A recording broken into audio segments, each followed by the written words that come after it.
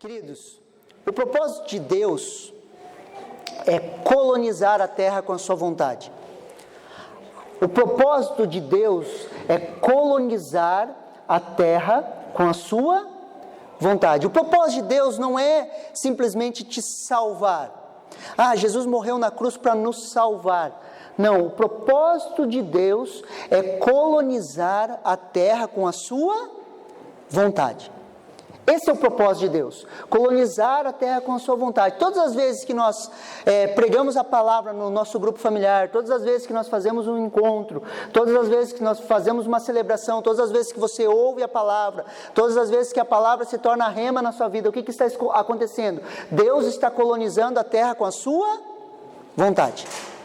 Todas as vezes que um pecador se arrepende, recebe a Jesus, nasce de novo, o que acontece? Deus está colonizando a terra com a sua vontade. O território do reino de Deus se chama pessoas, queridos. E todas as vezes que o reino de Deus toca em pessoas, a terra está sendo colonizada com a vontade de Deus. Ver esses homens chorando, se arrependendo pelos seus pecados, sendo transformados pela manifestação do Espírito Santo. O que é isso? É a boa, perfeita e agradável vontade de Deus entrando na vida desses homens. E nós vamos ver o reflexo disso nas suas famílias. Das famílias sendo transformadas, a nação é transformada. Então a vontade de Deus, queridos, é colonizar a terra com a sua vontade. A vontade de Deus é o reino de Deus. E o que é o reino de Deus? Um reino é a vontade de um rei sendo estabelecida. O reino de Deus é a vontade de Deus sendo estabelecida sobre a face da terra. Seja feita a sua vontade aqui na terra, como ela é feita nos céus. Então a vontade perfeita de Deus está sendo feita nos céus, e através da igreja ela é feita na terra, através da minha e da sua vida. Quer ver um exemplo simples? Alguém te ofende, te machuca, te fere, ok? Alguém te ofendeu, te machucou, te feriu. Quando você libera perdão para essa pessoa, o que está acontecendo? A vontade de Deus está sendo estabelecida. O rancor, a falta de perdão, a ofensa, tudo isso cai por terra e o perdão de Deus é estabelecido. E quando o perdão de Deus é estabelecido, a vontade de Deus é estabelecida naquela situação. Então nós somos agentes de transformação, queridos. Nós somos agentes que manifestam o reino de Deus onde nós estamos. Amém? Abram comigo lá em Gênesis 1, 28. Gênesis 1, 28.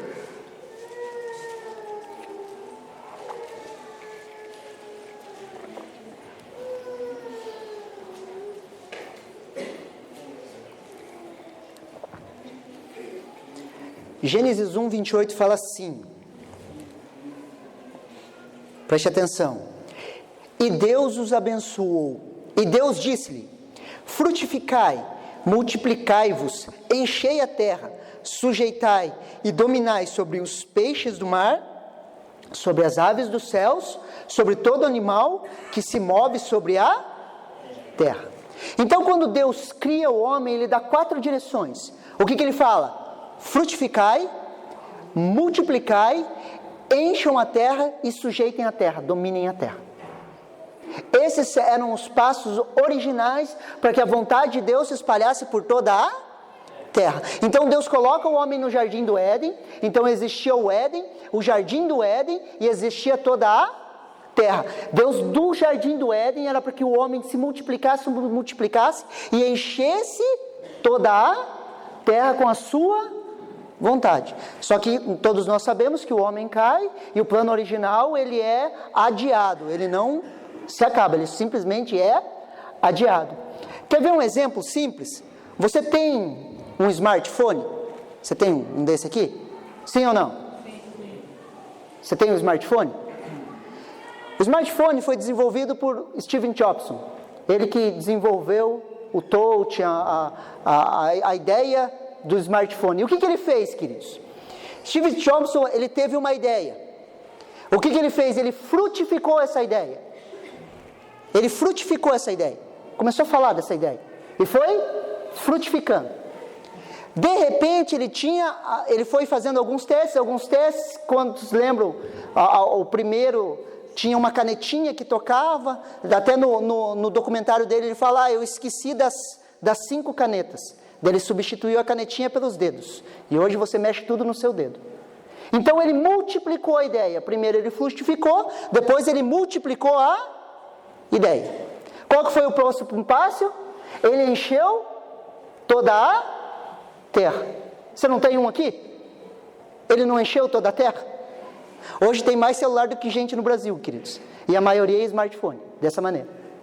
Da ideia dele. Ele encheu toda a terra. Qual que é o próximo passo? Dominar ou governar. Ele governou. Você vive sem?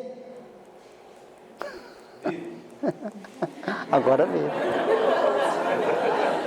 O cara acabou de voltar do encontro. Você consegue me entender? É a mesma ideia. Inconscientemente ele fez os mesmos passos. Não foi de forma consciente, mas as coisas acontecem dessa maneira. Foi pré-estabelecido por Deus. Então nós começamos a entender que a ideia de Deus, o plano original de Deus era esse. Colonizar a terra com a sua vontade. Quando nos unimos nesse propósito, queridos, nada pode nos deter. Existe um poder na unidade. Quando eu e você falamos assim, nós vamos colonizar a colônia com a vontade de Deus. Não tem com quem nos detenha, queridos.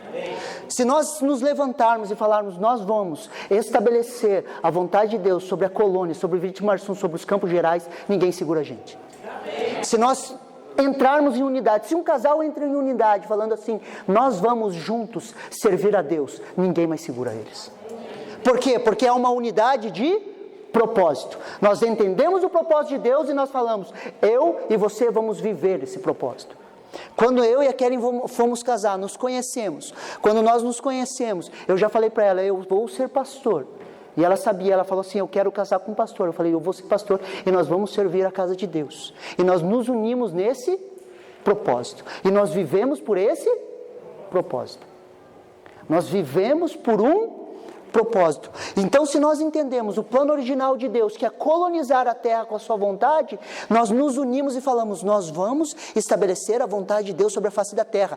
Todas as vezes que você vai fazer uma visita para uma pessoa que veio aqui, todas as vezes que você faz uma visita para um não crente, todas as vezes que você está em um lugar, o que você pode fazer? Colonizar a terra com a vontade de Deus. Você entra em uma família, alguém te apresenta uma família, você entra naquela família, você conhece aquela família, casamento destruído, as obras das trevas governando sobre aquele lugar, o que você se posiciona? Em Cristo Jesus, e o que acontece?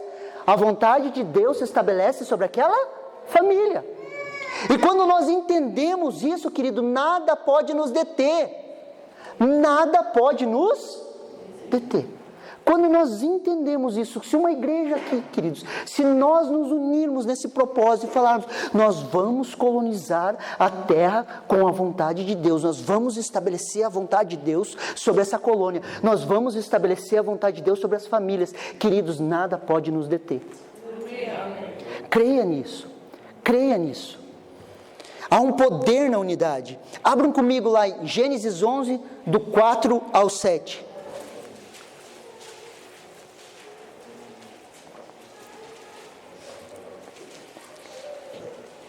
Gênesis 11, do 4 ao 7. Queridos, só para contextualizar, esse texto é um pouquinho depois do dilúvio. Houve o dilúvio. Deus tinha falado novamente para o homem fazer o quê? Encher toda a terra. E o que o homem fez? Vamos construir uma torre que chegue até os céus. Vamos engrandecer o nosso nome. E eles estavam trabalhando para edificar uma torre, que era a Torre de Babel, da onde nasceu a Babilônia. Amém? Vamos lá, Gênesis 11, do 4 ao 7. E disseram, eia, edifiquemo-nos uma cidade e uma torre, cujo cume toque os céus, e façamos um nome, para que não sejamos espalhados sobre a face da terra. Então desceu o Senhor para ver a cidade e a torre que os filhos dos homens edificavam. E o Senhor disse, eis que o povo em todos tem a mesma língua, e isto é o que começaram a fazer, e agora não haverá restrição para tudo que eles intentarem fazer. Eia, desçamos e confundamos ali a sua língua, para que não entendam um a língua do outro. O que aconteceu, queridos? O povo se uniu em torno de um propósito que era contra a vontade de Deus, e eles começaram a edificar uma cidade, uma torre, e quando eles começaram a edificar a torre, Deus desceu para olhar aquela torre, e o que Deus falou? Eles são um, eles têm uma linguagem, e nada é impossível para eles, mesmo sendo contra a vontade de Deus. Daí você vê que Deus fala assim, desçamos. Queridos, não desceu Deus, desceu Deus, Deus Pai, Deus Filho, Deus Espírito Santo. A Trindade desceu na terra para quebrar uma unidade humana, queridos. Poucas vezes você vê a Trindade sendo citada. Uma é na criação, façamos o homem, a nossa imagem, a nossa semelhança. Depois vem esse texto falando, desçamos a terra. E depois é no batismo de Jesus, quando Jesus é batizado, o Deus Filho é batizado, o Espírito Santo vem sobre ele, e Deus Pai fala, esse é meu filho amado. Então poucas vezes nas Escrituras, você vai ver a citação da Trindade descendo sobre a terra. E nessa vez eles desceram para confundir as línguas, por quê? Porque o povo era um em um propósito de rebeldia. E Deus foi muito claro, eles são um e nada vai ser impossível para eles. Existe esse poder na unidade, queridos. E Deus espalha esse povo, mas por que Deus espalhou o povo? Para cumprir o seu propósito. Volta um pouquinho lá em Gênesis 9, do 1 ao 3.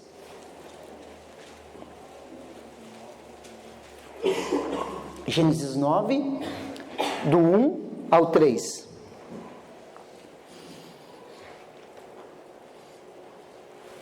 A palavra de Deus fala assim, e abençoou Deus a Noé e seus filhos, e disse-lhes, frutificai, multiplicai e enchei a terra. E o temor de vós e o pavor de vós virão sobre todos os animais da terra, sobre todas as aves dos céus, tudo que se move sobre a terra, e todos os peixes do mar, nas vossas mãos são entregues. Tudo quanto se move, que é vivente, será para o vosso mantimento. Tudo que vos tenho dado como a erva verde. Aqui nasce o churrasco, fale aleluia. Aqui nasce o churrasco. Deus fala, ó, vocês podem pegar ali, vocês podem fazer um churrasquinho, vocês podem comer, vocês podem se alimentar, fazer uma picanha, fazer uma costela. Ali nasce o churrasco, queridos. Mas qual que era o propósito novamente? Deus chega para Noé e fala para Noé, vão, frutifiquem, multipliquem e encham a terra. Algumas gerações depois, através de Nimrod, as pessoas se reúnem e falam o quê? Não vamos se espalhar pela terra não, vamos ficar todo mundo junto, vamos construir uma cidade, vamos construir uma torre, porque se Deus mandar dilúvio, nós ficamos lá em cima e a água não nos pega. Você consegue entender que Babel era contra o propósito de Deus? Babel simbolizava uma rebeldia contra o propósito de Deus. Deus tinha estabelecido o povo para quê? Para se espalhar por toda a terra, e eles queriam ficar juntinho. Parece crente, todo mundo juntinho. Vamos ficar aqui, fecha nós na igreja, não é? Fica todo mundo junto. O propósito de Deus, queridos, era que eles enchessem a terra, não ficassem fechados em um grupo. Babel aponta por uma rebeldia contra o propósito. Queridos, e qual que é o propósito de Deus para esse tempo? Para o tempo que nós vivemos hoje, dispensação da graça, o tempo que é estabelecido como hoje. Qual que é o propósito de Deus sobre a face da terra? O propósito de Deus se chama igreja. Quem manifesta a vontade de Deus sobre a face da terra hoje é a igreja. E o propósito de Deus se chama igreja. Deus trabalha para a edificação da igreja. E quando a igreja é edificada, a terra é colonizada pela sua vontade. Igreja não é um prédio, igreja são pessoas, igreja sou eu e você. E quando nós somos edificados, quando nós crescemos em Deus, por exemplo, esses homens que voltaram do encontro, eles tiveram um impacto com Deus, o que aconteceu? Eles foram edificados, eles cresceram espiritualmente, e a partir do momento que eles cresceram espiritualmente, a família deles está sendo colonizada pela vontade de Deus, pela vontade de Deus. Você consegue entender? E como que nós vamos encher a terra, queridos? Como que nós vamos manifestar o reino de Deus? Os mesmos 4 passos: frutificando, multiplicando, enchendo a terra, sujeitando e governando. Então nós frutificamos na palavra, nós multiplicamos aquilo que Deus tem nos dado, nós vamos multiplicando as ideias, a visão, nós vamos enchendo a terra, nós vamos enchendo, tocando pessoas. Quanto mais pessoas nós tocamos, mais a gente vai enchendo a terra da vontade de Deus. E por último, nós começamos a sujeitar e governar. Fala amém, crente. Fica empolgado. Então, o propósito da igreja, queridos, é a implantação do reino. Abram comigo lá em Atos 1:8.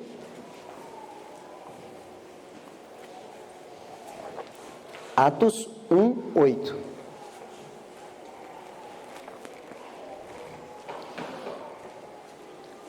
Olha como a história se repete, queridos. Atos 1:8.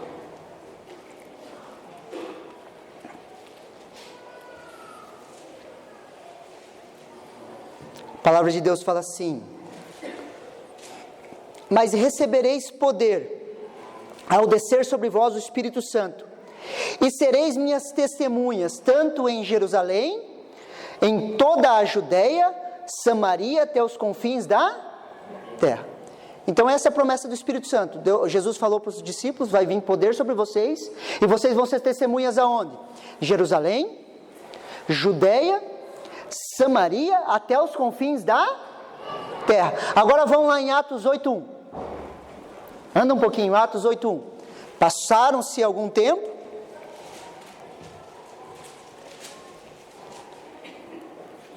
Nesse intervalo de tempo, o que as pessoas fizeram? Vamos ficar todo mundo junto. Vamos ficar fechadinho dentro da igreja. Não vamos sair de Jerusalém. Vamos ficar todos os crentes juntos. E eles se agruparam novamente.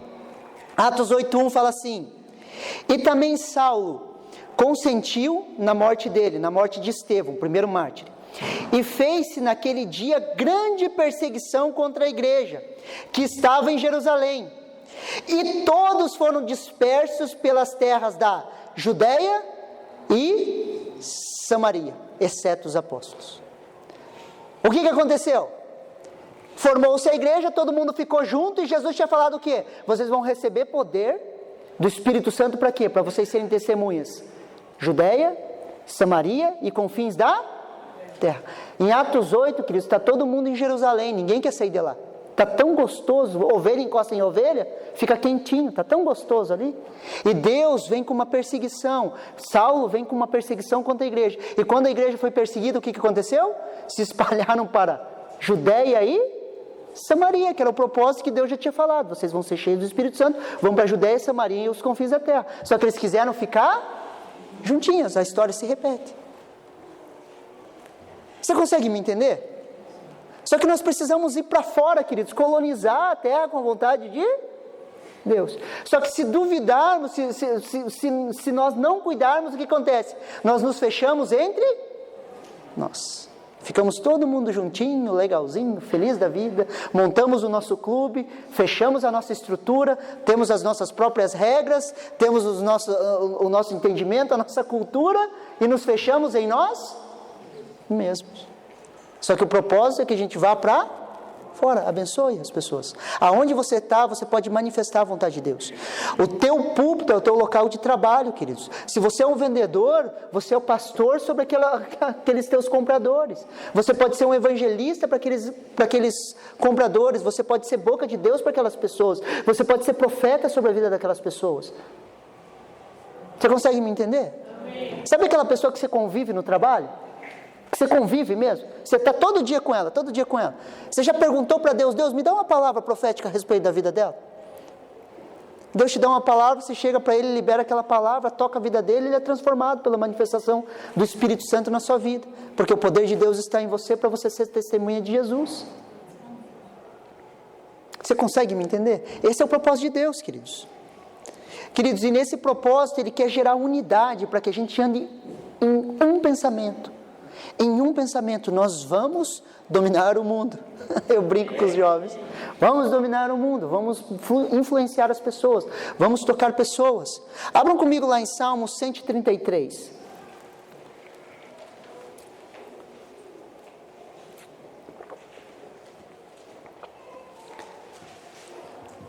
Salmo 133. Vamos falar um pouquinho sobre unidade, queridos.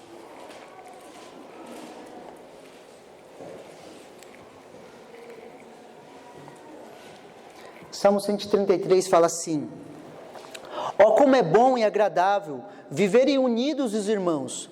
É como óleo precioso sobre a cabeça, a qual desce para a barba de Arão, e desce pelas golas de suas vestes. É como o orvalho de Hermon, que desce sobre os montes de Sião. Ali ordena o Senhor a sua bênção e a vida para sempre. Queridos, quando nós começamos a andar em unidade de propósito, o óleo é derramado sobre as nossas vidas, queridos.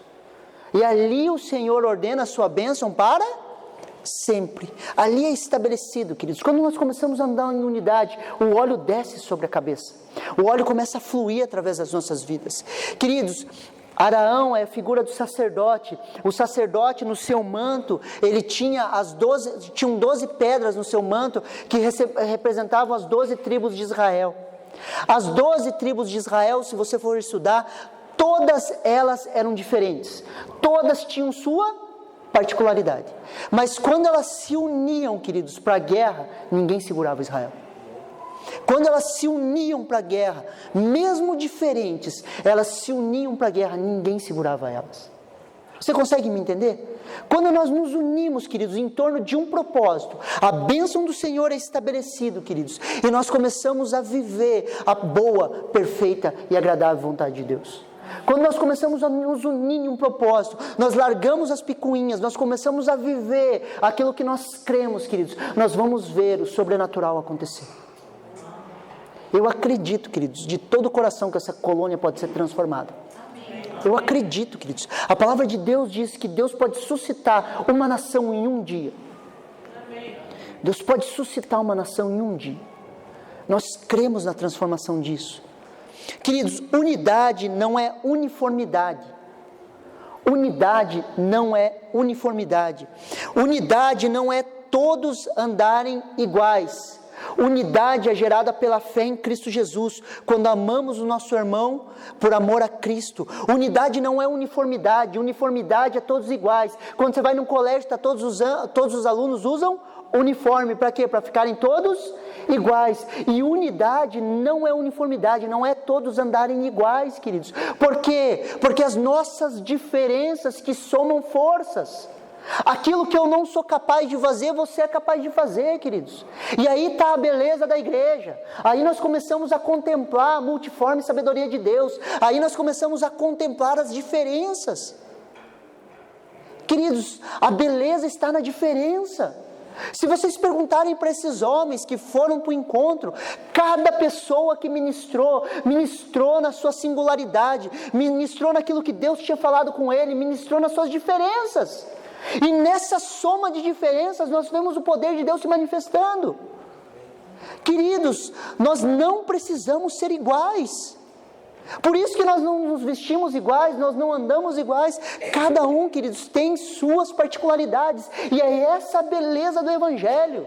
Deus levanta pessoas diferentes para andarem juntas. Se você olhar, eu e a Kelly, nós somos o oposto, querido. Eu sou extremamente espontâneo, a Kelly é extremamente estrutural. A cabeça da Kelly funciona de forma estrutural. Quando nós fomos casar, nós fomos conversar com o Arno falou, vocês são totalmente diferentes. Só que ele falou, se vocês aprenderem a somar as suas diferenças, não tem quem segure vocês. Fala um amém, crente. Amém. Então você não precisa cobrar do outro que ele pense igual você. Você não precisa cobrar do outro que ele reaja como você. Porque naquilo que eu sou fraco, você é forte. E naquilo que você é fraco, o seu irmão é forte. Aí nós nos apoiamos e é a beleza da unidade. Nós começamos a contemplar a Cristo, queridos. Nós começamos a ver essa beleza. Você crê que Deus te ama? Amém? Ele ama seu irmão também, até aquele que você fala mal. Ele ama profundamente. Você está me entendendo? Unidade, queridos, então não é uniformidade, queridos. O avivamento, o mover de Deus, ele é cortado quando há julgamento. Quando nós começamos a julgar uns aos outros. Ah, pastor, olha o jeito daquele lá, olha o jeito que aquele ora, olha o jeito que aquele anda. Ó, pastor. Queridos, essa é a beleza do Evangelho, essa é a beleza da igreja. Essa é a beleza. Você já imaginou uma igreja com pessoas todas iguais a você? Deus o livre. Sim ou não? Quando eu imagino isso, eu falo, meu Deus, graças a Deus que não é assim. Se você for sincero com você mesmo, você vai colocar a mão na cabeça e vai falar, graças a Deus que não é assim. Você consegue me entender? Porque é a beleza, queridos, da diversidade, da maneira que Deus fez, das personalidades, do agir, do falar, do mover de Deus, das ministrações de Deus. Todas as vezes, queridos, que alguém está ministrando a palavra, eu fico prestando atenção, sabe por quê? Porque Deus usa e fala através de todos. Desde aquele que aceitou Jesus agora, queridos, o mais novinho, ele tem coisas para nos ensinar de Deus. Você pode ter 30, 40, 50 anos de igreja, você nunca vai absorver a totalidade de Deus. Nunca. Eu tenho uma parte do quebra-cabeça, você tem outra. O irmão tem outra, o outro tem outra. Quando nós juntamos, queridos, eu conheço a equipe que ministrou no encontro de perto, eu discipulei quase todos. Aquela equipe ali que estava, eu vejo cada um é diferente do outro, queridos, mas quando se uniram, esse encontro foi tremendo, eu vi um agir, um mover de Deus, coisas sobrenaturais acontecendo, através de pessoas tão diferentes, porque eu conheço a todos, eu falava, nossa, um pegava no microfone e falava de um jeito, ajeitava de outro, e você via Deus agindo, queridos, na multiforme sabedoria dele. Isso é graça de Deus sobre as nossas vidas. Queridos, existe individualidade e individualismo, queridos. Podemos sim ter individualidades, por exemplo, os casais podem ter as suas individualidades pessoais. Nós podemos ter as nossas individualidades pessoais. O que nos atrai, queridos, são as diferenças, nossas individualidades. Sim ou não? O que nos atrai é as diferenças, queridos. As diferenças, as individualidades, queridos. Você olha, por exemplo, imagine, querido, se eu viesse aqui fazer o louvor, que coisa bela. Uma vez eu estava pregando, já contei isso para vocês, eu estava com aquele microfoninho da Sandy, sabe aquele microfoninho da Sandy, eu esqueci de desligar ele, no momento da ministração, e está lá, a equipe de louvor tocando, eu estava sem os retornos, e eu berrando lá, e saindo assim nas caixas, depois aquele chegou para mim, ó, você prega, mas não canta, tá? Esqueci de desligar o microfone, queridos. Daí você começa a ver, eu começo a admirar os músicos, eu falo, nossa, cara, que coisa gostosa, né? Bonita. Eu nunca ia fazer isso. Porque são individualidades. Ado, cada um no seu quadrado. Somos pessoas únicas, amém? Somos pessoas únicas, amém? Amém. Se você é único, por que você quer que os outros pensem igual a você? Não faz sentido. Se você é único, você contempla a sua individualidade, por que você sempre está cobrando dos outros que eles pensem igual a você? Ah, pastor, eu não faria o que ele fez. Porque ele não é você, por isso que ele não fez. Você consegue me entender? Quando nós começamos a trabalhar isso, queridos, nós começamos a gerar unidade, nós começamos a contemplar, a achar qualidade na vida das pessoas. Nós vivemos em um mundo muito competitivo, queridos, extremamente competitivo. Nas empresas, queridos, você entra em uma empresa, é muito competitivo. O capitalismo, esse capitalismo que eles brincam, capitalismo selvagem, ele é extremamente competitivo. Ele é tão competitivo que ele roubou de nós a capacidade de elogiar o outro, a capacidade de reconhecer qualidade na vida dos outros. Em uma empresa é muito difícil um funcionário que está no mesmo nível do outro reconhecer as qualidades do outro. Porque se eu reconheço que ele é bom, eu arrisco o meu cargo.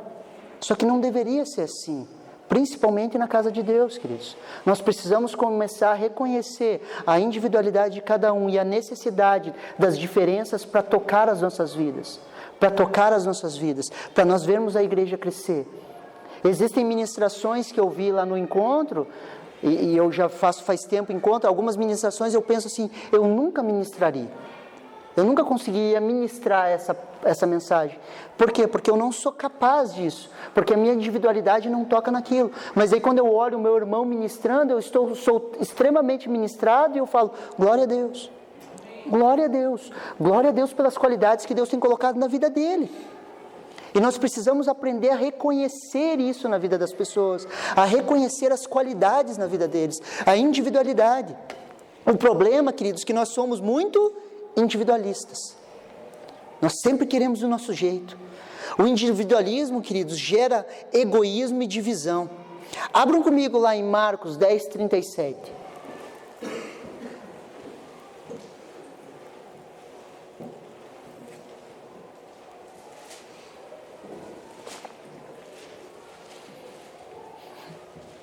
Aqui estavam todos os discípulos andando com Jesus.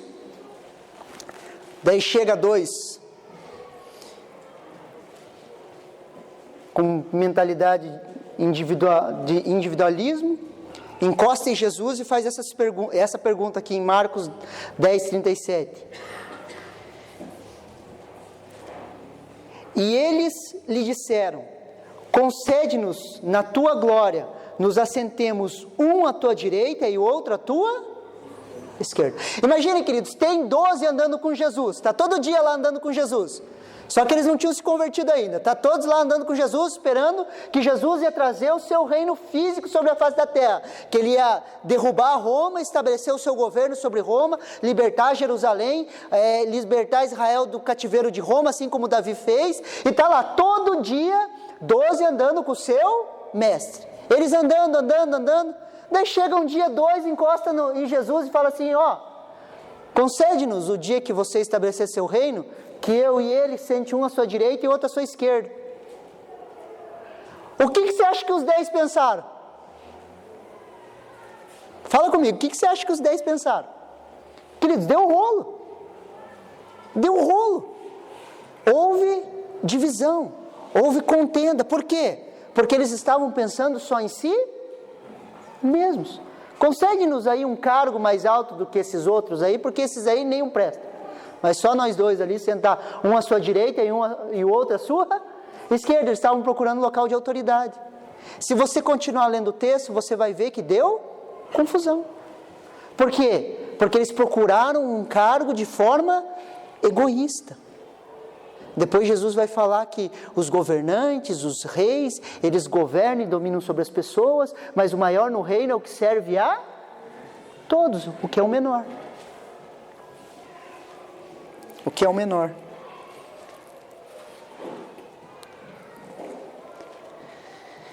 Queremos que o mundo creia em Jesus, sim ou não? Sim.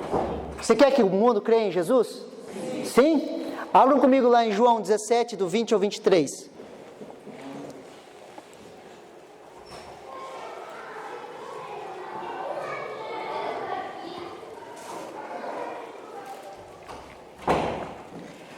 João 17, do 20 ao 23.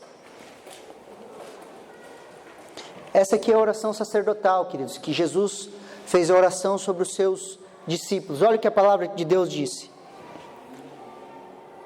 E ele orou por mim e por você, ok? E não rogo somente por esses, mas também por aqueles que pela sua palavra hão de crer em mim. Onde estão aqueles que creram em Jesus? Amém? Então essa oração é para você. Para que todos sejam um, como tu, ó Pai, és em mim, e eu em ti. Que também eles sejam um em nós, para que o mundo creia que tu me enviastes. Eu dei-lhes a glória que a mim me destes, para que eles sejam um, como nós somos um. Eu neles e tu em mim, para que eles sejam perfeitos em unidade, e para que o mundo conheça que tu me enviaste a mim, e que os tens amado, e eles como me tens amado a mim. O que Jesus está falando? Que eles sejam um comigo, e que eles sejam um entre eles, para que todo mundo saiba que Jesus foi enviado por Deus. Quando a unidade é estabelecida em nós, queridos, no nosso meio, as pessoas começam a reconhecer que Jesus está no nosso meio. Quando nós começamos a andar em unidade, queridos, quando nós largamos da fofoca, da intriga, do falar mal, da maledicência, começamos a nos unir em um propósito, por um propósito, queridos, as coisas começam a acontecer, as pessoas começam a reconhecer, Jesus está no meio deles. Jesus está no meio deles. Jesus está no meio deles. Mas por quê? Porque eles são eles andam por um propósito. Eles andam por um propósito. Eles andam por um propósito, queridos. Queridos, quando nós entendemos isso, queridos, nós começamos a concordar um com o outro. Nós começamos a exercer concordância. E a concordância, existe um poder sobrenatural sobre ela. Abram comigo lá em Mateus 18, do 19 ao 20.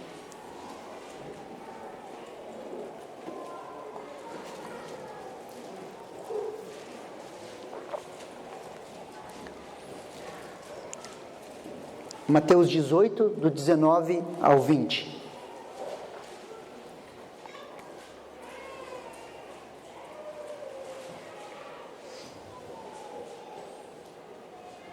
A palavra de Deus fala assim: também vos digo, se 2 de vós concordarem na terra acerca de qualquer coisa que pedirem, isso lhe será feita por meu Pai, que está nos céus.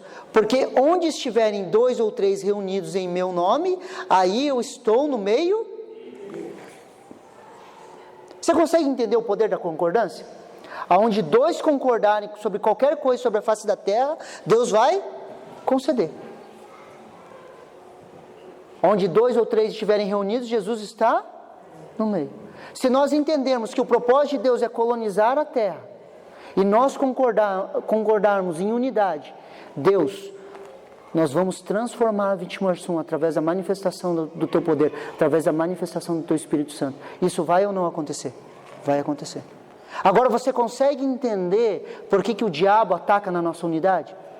Você começa a entender por que o diabo começa a semear intriga entre nós? Você começa a entender como o diabo começa a colocar: ah, mas não é bem assim. Ah, não, eu não concordo. Ah, as coisas não deveriam ser assim. Ah, eu não concordo com isso, eu não concordo com aquilo. Enquanto você não concordar, não vai haver concordância. E quando não houver concordância, não há manifestação de Deus.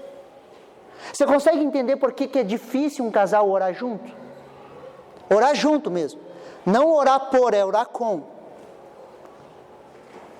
Você viu a guerra? Porque imagine um casal concordando em Deus. Os nossos filhos vão ser benditos do Senhor.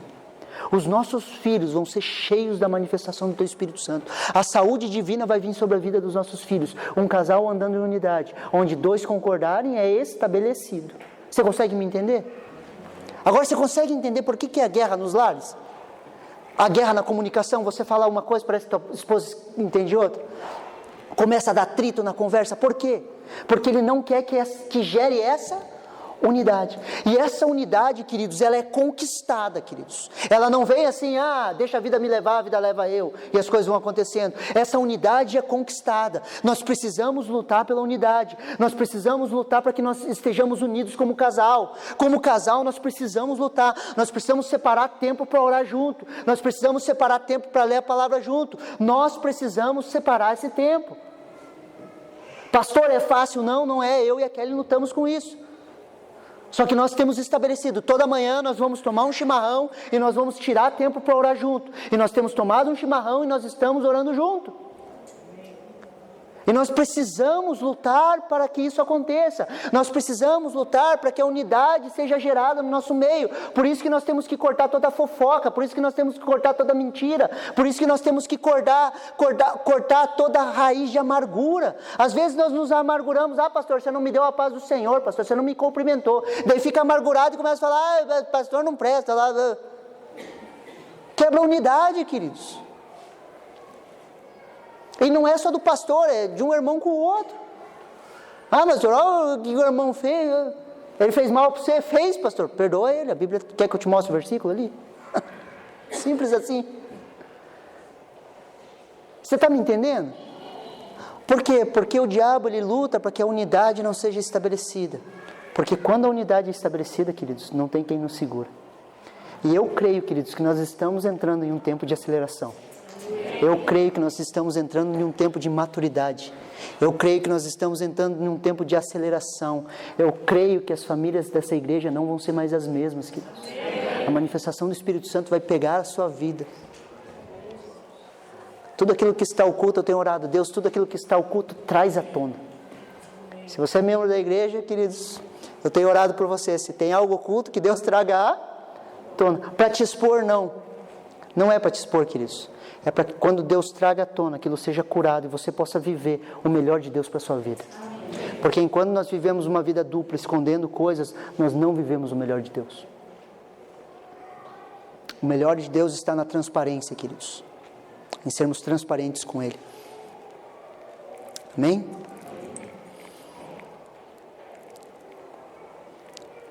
Temos unidade de propósito. Não precisamos pensar todos iguais, mas com relação ao propósito nós somos unânimes. E qual que é a declaração de missão da nossa igreja? Ser como Ele, servir como Ele. Nisso nós somos unânimes. Em manifestar o reino de Deus onde nós estivermos, nós somos unânimes. Ah, pastor, nós temos que pensar todos iguais. Impossível, queridos. Impossível. Os 5 ministérios provam isso. Um pastor, ele tem uma cosmovisão, a maneira que ele vê a igreja é totalmente diferente do evangelista. Assim como o profeta é totalmente diferente do mestre. Um evangelista, queridos, ele vai ter a cosmovisão do quê? Vamos lá para fora, vamos ganhar, ele vai trazer pessoas para dentro. O pastor vai falar o quê? Vamos cuidar. Quem está certo, quem está errado? Ninguém está certo, ninguém está errado, querido. Só que quando nós somamos isso ao propósito, ninguém nos segura. Por quê? Porque a beleza está na diversidade. A beleza está na diferença, queridos. A beleza está em vermos cada um exercendo o seu ministério naquilo que ele foi chamado, queridos. Essa é a beleza do Evangelho.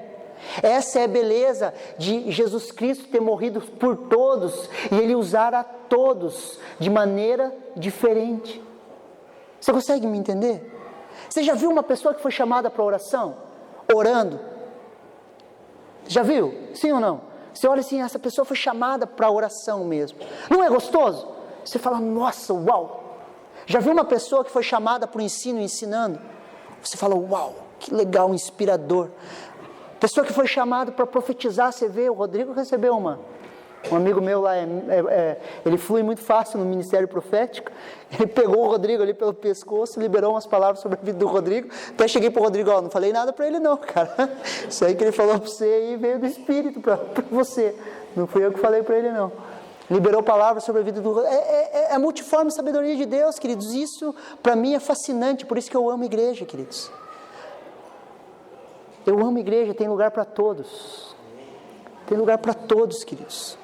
Tem lugar para todos nas suas individualidades, queridos. Tem lugar para todos crescerem. Tem lugar para todos desenvolverem. Tem lugar para todos serem abençoados e abençoar. Tem lugar para todos frutificarem, queridos. Essa é a beleza do Evangelho. Essa é a beleza da unidade.